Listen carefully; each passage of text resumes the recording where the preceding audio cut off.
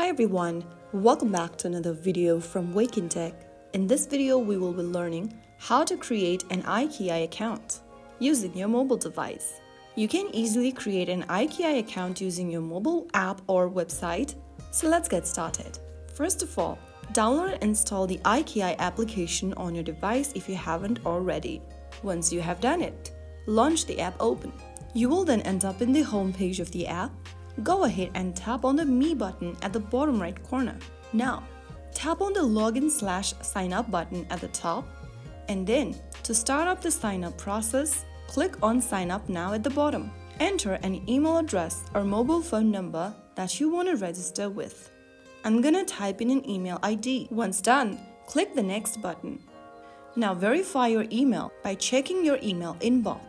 Make sure to open the same email inbox that you just entered. You will then receive an email from iQIYI with a verification code. Copy the code and paste it inside the iQIYI app. You can also type down the code manually. Now once you've verified the email, you'll be prompted to create a password.